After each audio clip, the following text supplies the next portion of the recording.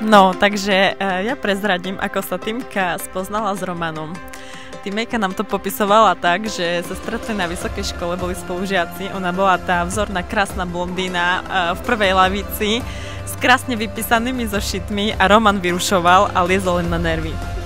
A Perlička nám povie, jak sme sa spoznali s nevestou my.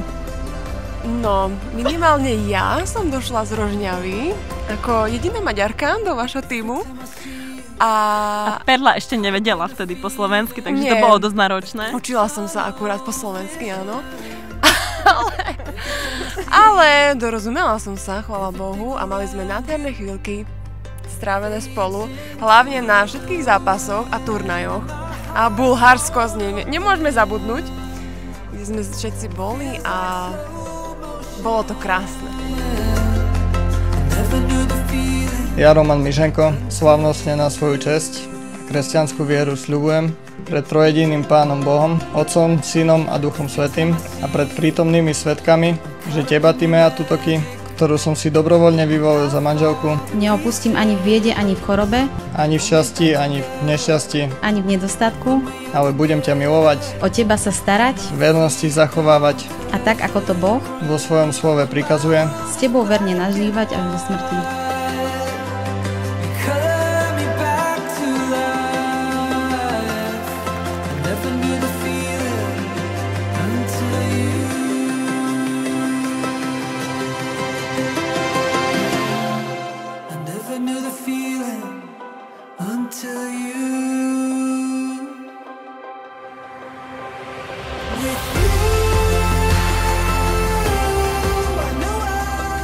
Pamätám si, keď sa Tými s Romanom spoznala na vysokej škole. Nikdy o ňom nevravela ako o láske na prvý pohľad, ale bolo zrejmé, že tento mne ešte v tej dobe neznámy mladík v nej zapaľuje všetky iskričky. Netrvalo až tak dlho a títo dvaja zistili, že patria k sebe. Je mi nesmierne cťou, že dnes môžem pred vami stáť ako váš kamarát a spoločne s vami osláviť tento veľký moment. Ale keď vravím veľký, tak je ozaj veľký. Roman, tebe ako futbalistovi, ktorý mení klub každú sezónu, je to ťažko vysvetliť. Tatran Prešov, Odeva Lipany, Záhradné, Gerlachov, Veľký Šariš, Župčany, Koprivnica. Myslím, že rozumieš, čo ty chcem povedať. Tých prestupov bolo, hádam, dosť. Toto je tvoj zrejme posledný prestup a aj najväčší prestup. Zmluva, ktorú si dnes podpísal, nie je na 1 rok, 5 ani 10. Toto je doživotná zmluva. A od dnešného dňa ti začína najkrajšia a verím, že aj najúspešnejšia životná sezóna.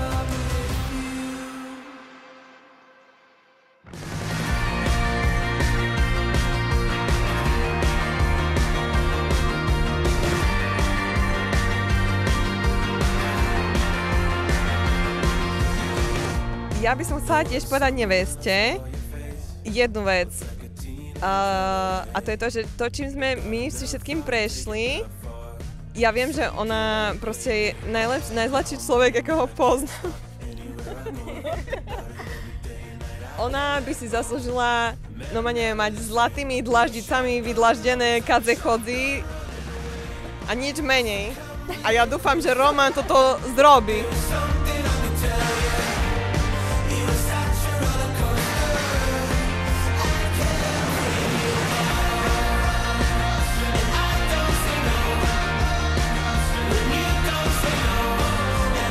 Mňa a Roman, chceli by sme vám popriať všetko dobré do vášho nového spoločného života, hlavne veľa trpezlivosti a aby ste proste spolu súladili, aby ste si ten život teraz užili, aj keď to možno bude z jednej časti rovnaké, ale určite to bude iné. No a ja sa takto pripájam taktiež a súhlasím so všetkým.